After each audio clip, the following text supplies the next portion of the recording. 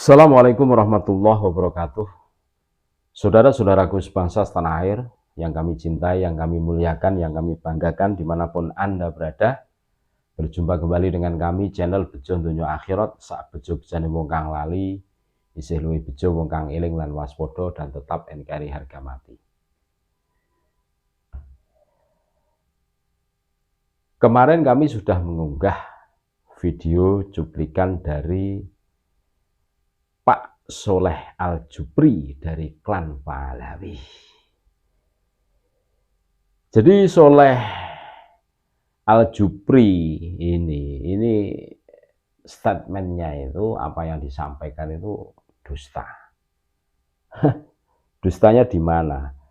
Di dalam videonya itu Pak Soleh Jupri ini membuat narasi. Narasinya itu tidak sesuai dengan fakta sejarah. Katanya Pak Soleh Jupri, Islam masuk ke Indonesia jauh ratusan tahun. Ingat itu. Jadi narasi itu tidak sesuai dengan sejarah Islam. Islam masuk ke Indonesia itu jauh ratusan tahun sebelum datangnya imigran Yaman. Jadi sebelum imigran Yaman itu orang Nusantara sudah Islam gitu. Terus bagaimana bisa dikatakan orang yang ada di Indonesia tahun 1448 Masehi ya, seperti Sunan Ampel bisa berguru kepada orang yang baru datang ke Indonesia tahun 1920-an. Jadi Bang Alwi itu datangnya abad 19. Nah, Wali Songo menyebarkan Islam di abad 14-an itu. Kan jauh. Bagaimana mungkin seorang Sunan Ampel berguru dengan Habib? Kan lucu, katanya sanad keilmuan Aswaja itu yang bawa itu Habib kan itu. Ini lucu ini. Ini betul-betul aduh. Udah habis pikir.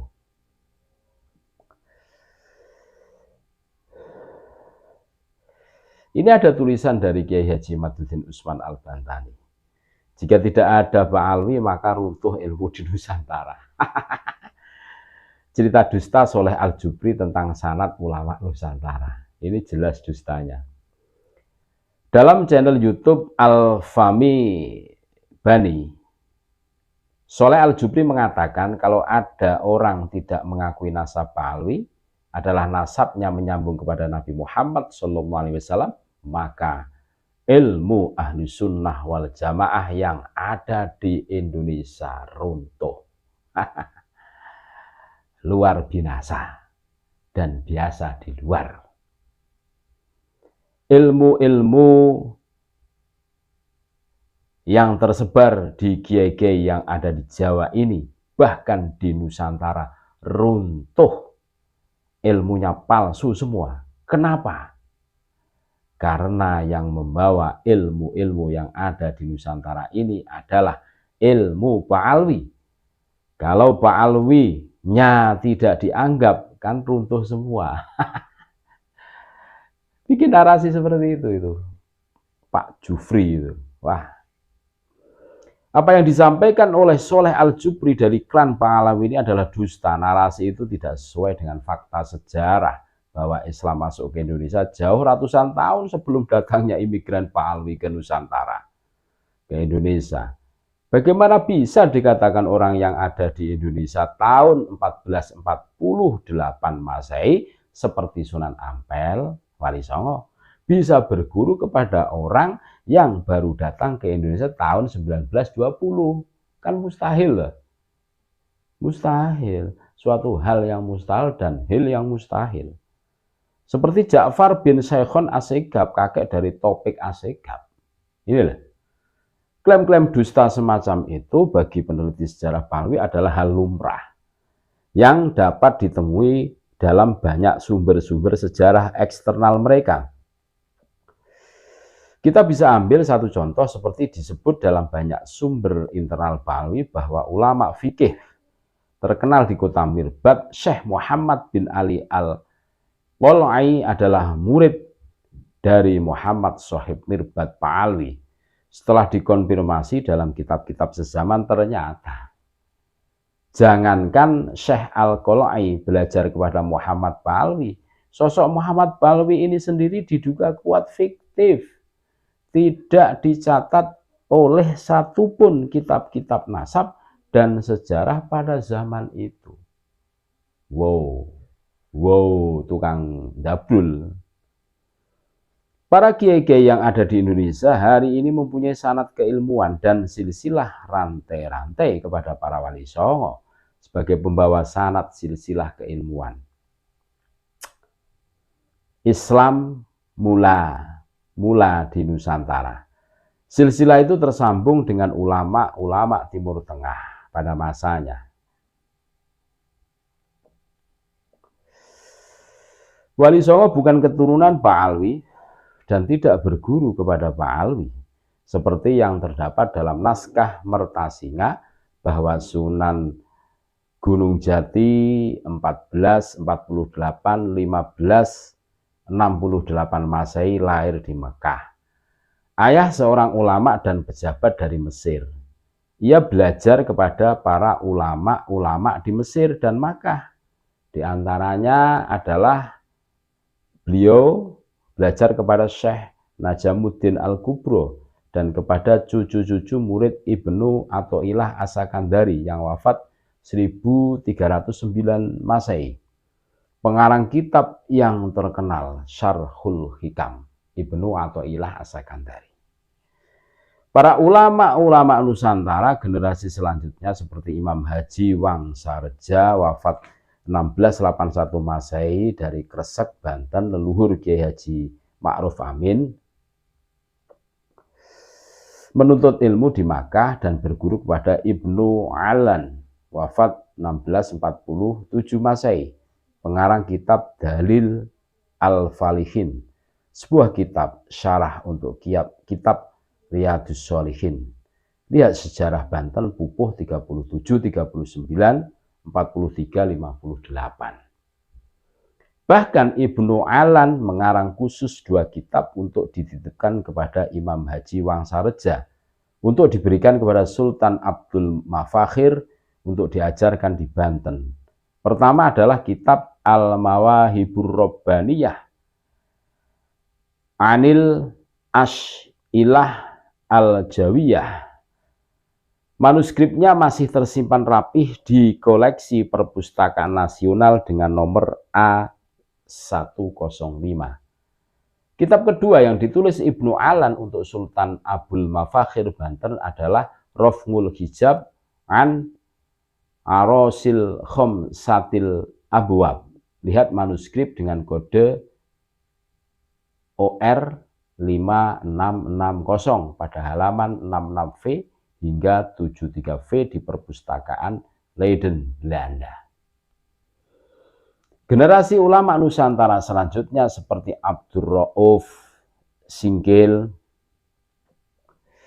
yang wafat 1693 Masehi Aceh, Syekh Yusuf Makassar yang wafat 1669 Masehi, dan Syekh Abdus Syukur Kasunyatan Banten. Ketiganya adalah murid dari Syekh Ibrahim Al-Quroni yang wafat 1690 Masehi, seorang ulama Kurdistan yang berkarir di Madinah Al-Munawwaroh.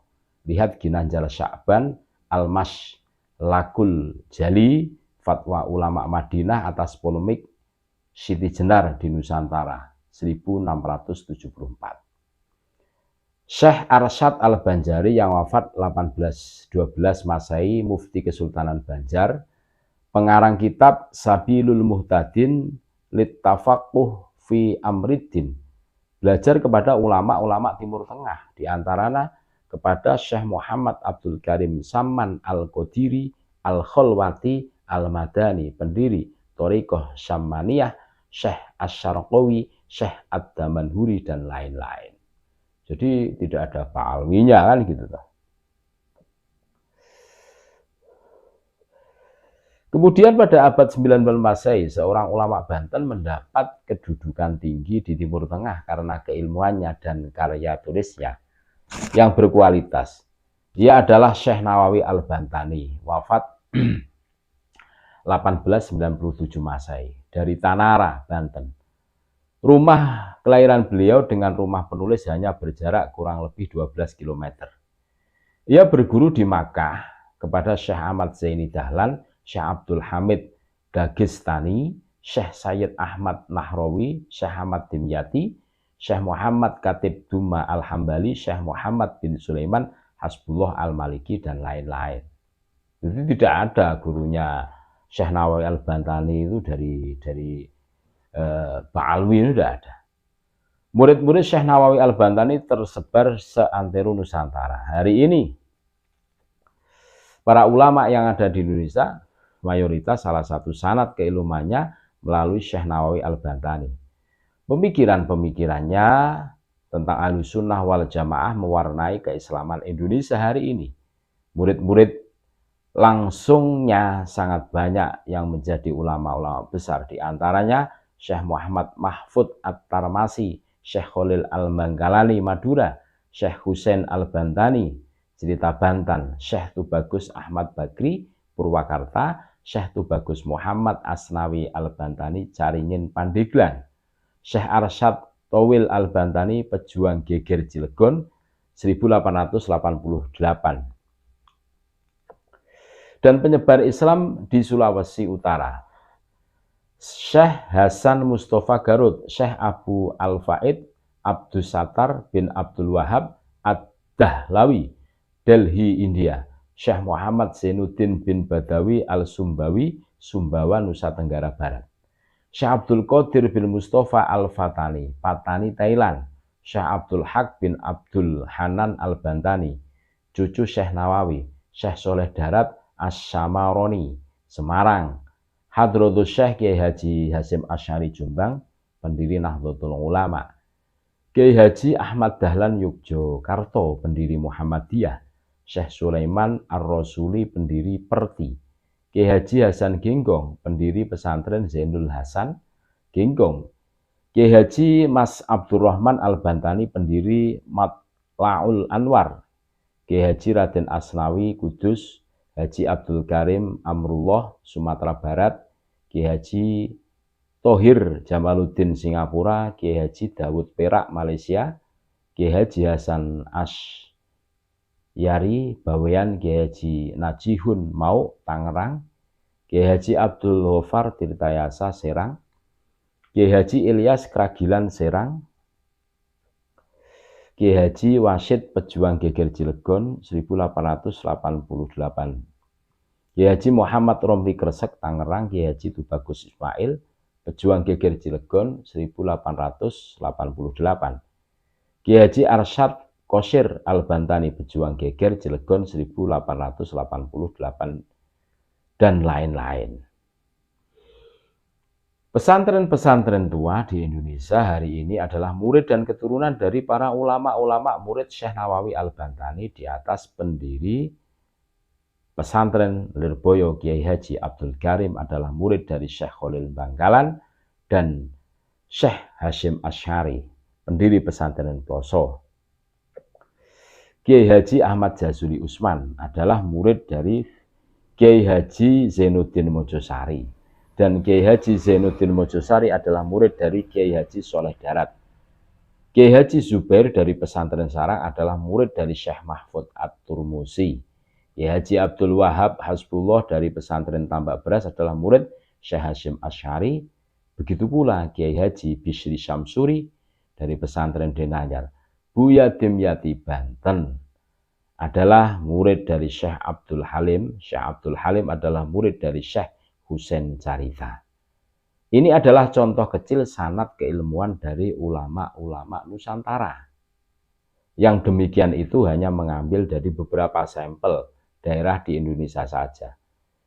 Dari situ kita lihat bahwa klaim Soleh Al-Jubri bahwa sanad keilmuan ulama-ulama Ahlussunnah wal Jamaah di Nusantara berasal dari Ba'alwi tertolak dan bohong itu. Bahkan hari ini sangat jarang ulama-ulama Ba'alwi kelahiran Indonesia yang alim dan menonjol dalam ilmu-ilmu keislaman seperti nahwu, fikih, usul fiqh, tafsir, mantik, balaghah, dan sebagainya. Ilmu-ilmu itu tergeser oleh pendirian majelis rotib, majelis ceramah, majelis kliwonan, dan majelis sholawatan. Ketika jamaah sudah membesar, maka disebutlah bahwa pengasuh majelis itu adalah seorang ulama, bahkan wali. Sementara keilmuannya belum pernah teruji, belum terdengar bagaimana cara ia membaca kitab Fathul Mungin di hadapan para kiai-kiai pesantren ilmu NU yang alim dan alamah. Dalam kesempatan ini penulis mengajak kepada seluruh anak bangsa untuk menyadari suatu hal, yaitu bahwa ada sekelompok orang yang sedang berusaha untuk historiografi keislaman di Indonesia menurut versi mereka, yang tidak dapat dipertanggungjawabkan secara ilmiah.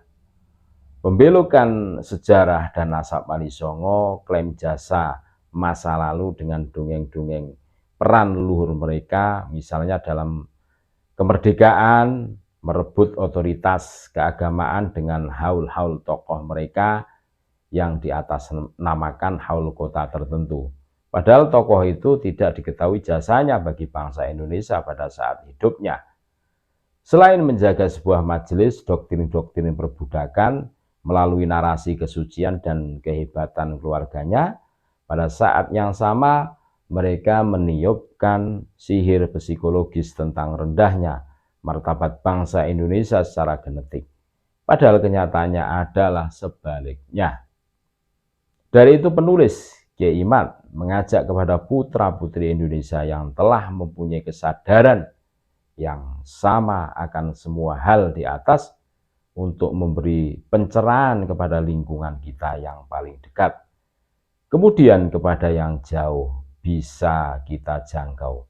Penulis mengajak agar hari ini putra-putri Indonesia sebanyak-banyaknya membuat channel-channel YouTube dan media sosial lainnya untuk menyanggah narasi-narasi mereka. Setiap ada sejarah bangsa yang dibelokkan langsung diangkat dan disanggah secara ilmiah berbasis data yang seharusnya demikian pula. Penulis mengajak kepada putra-putri Indonesia yang diberikan kemampuan menulis agar membuat tulisan akan hal itu, yang mempunyai kelebihan dana membuat website-website sebanyak-banyaknya agar narasi-narasi sesat yang banyak berseliweran di beranda YouTube dan Google dapat dikalahkan oleh algoritma kebenaran yang masif. Jangan pula dilupakan yang mempunyai kemampuan IT, teknologi informasi untuk menulis di Wikipedia dan jenis ensiklopedia